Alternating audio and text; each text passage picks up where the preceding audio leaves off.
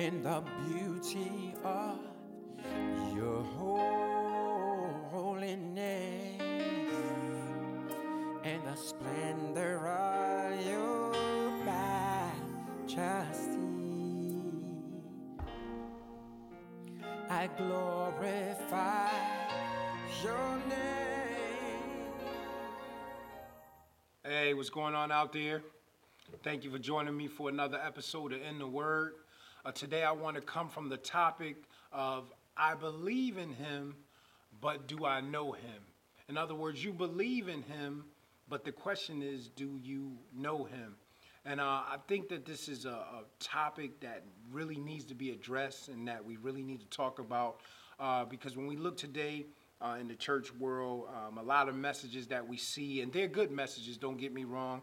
They're dealing with our finance, they're dealing with our purpose. You know, some of us have been called into ministry and God has given all of us visions or some type of purpose. So they deal with us going forward and stepping out. You know, we have motivational messages, messages dealing with relationships, how to keep a strong relationship, how to build a strong relationship, how to mend a broken relationship. So all of these messages are good in themselves. There's nothing wrong with those messages.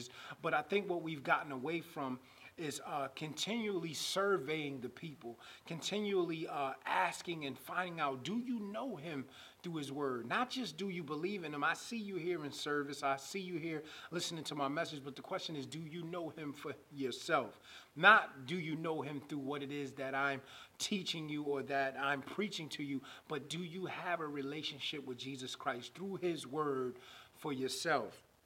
And I want to deal with that today. I want to start in John chapter 8, and I want to see what the Bible and I want to see what Jesus has to say about knowing him through his word, because he is the word. Amen.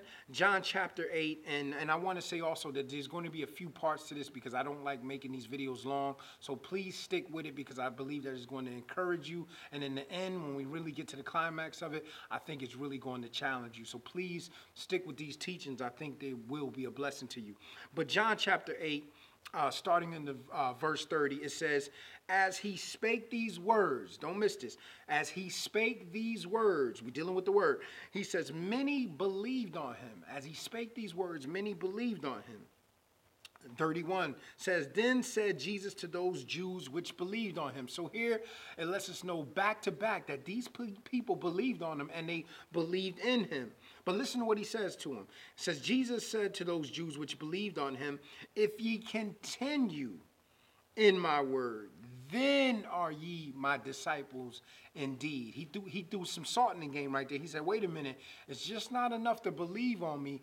But he says, if you continue in these words that I'm giving you, if you continue in my word, if you continue in these scriptures, then are ye my disciples indeed.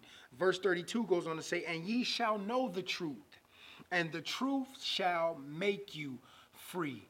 And who is the truth? He is the truth. He's the word. He's the way. He's the truth. He's the life. I mean, he is the truth. So he's saying, listen, if you continue in my word, not only will you become my disciples, but you will begin to know me. You will come to know me. And he says, as you begin to know me, you will be made free. I will make you free. And I think that it's important that we stress that word make. I know a lot of the different translation Bibles say set, but I think it's important that we understand that we need to stress the word make you free. And you might ask why. Well, let's go to John chapter 1 and 3. You don't have to turn there, but listen to what it says. It says, all things were made by him. By who? By the word. And without him was not anything made that was made. So who better to go back to be made over than to go to the one that made you himself? Amen. He is the only one. What he's saying here is, listen, if you truly want to be made over, there's nothing on this earth that can truly make you over, that can truly change you into a new creature, but the one that originally made you. So in other words, you cannot be truly made over unless you allow yourself to be made over by the word, by Jesus Christ himself. Amen. And I think that it is important that we stress that, because how many know he is the manufacturer? We are the product. And this Bible is our manual. This Bible lets us know as the product what we should be doing, what we shouldn't be doing. Amen. Because the Bible is the mind of the manufacturer. This is what he's given us to help us to understand who we are and what it is we're supposed to be doing. And how many know the more that we get into his word, the more we begin to see his dislikes, his likes. Seek ye first the kingdom and his righteousness. We begin to understand that righteousness does not define God, but God defines righteousness. In other words, he's right in all his ways. And I don't want to get off into that because I don't have many minutes, amen, on this first video. But listen, let's go on. Verse 33 says, they answer him, we be Abraham's seed, and were never in bondage to any man. How sayest thou, ye shall be made free? Jesus answered them, verily, verily, I say unto you, whosoever committeth sin is a servant to sin. He says, and the servant abideth not in the house forever, but the Son abideth ever. If the Son, here's our confirmation that he was talking about himself. He says, if the Son therefore shall make you free, ye shall be free indeed. So we know that one blessing from knowing him, or knowing him through the word, as the word, is that we will no longer be servants to sin. How many know when you are in a relationship with somebody, when you're in a relationship with God, and that relationship, it comes through fellowship. The more that you are with God, it's like being in a relationship with your wife. The more you spend time with your wife, the more you get to know her, the last thing you want to do is hurt her. The last thing you want to do is cheat on her. The last thing you want to do is go outside of that relationship, that fellowship, that marriage. Amen. He says, listen, once you get a hold of me right, we know that it says in John 15, it says, abide in me and I abide in you. In other words, continue in my word and I will continue in you. And how many know that's when he begins to make us free?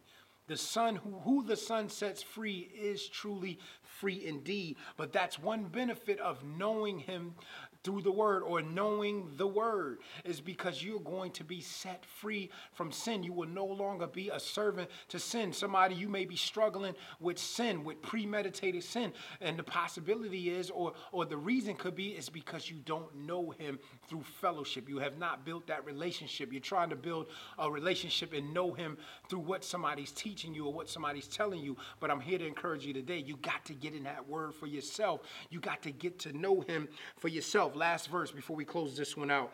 Verse 37 says, I know that ye are Abraham's seed, but ye seek to kill me, because my word has no place in you. Listen, we're getting ready to close this one out. He says, listen, y'all seek to kill me because my word has no place in you.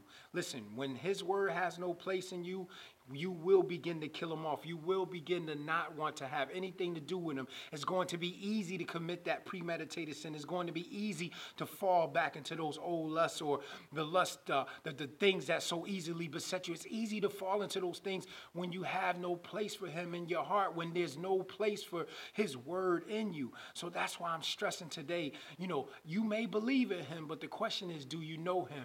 And I want to encourage you to begin to get to know him through his word. Begin to make room for him. Make that place in you for his word. Listen, we're going to get back into this on the next video. I got to go. My time is running away with me. I love you, but this is just part one. Stick with me, man. We're going to get into some more stuff. Oh, man, it's going to be awesome. So please stick with the teaching. I love you. God bless. Until the next time.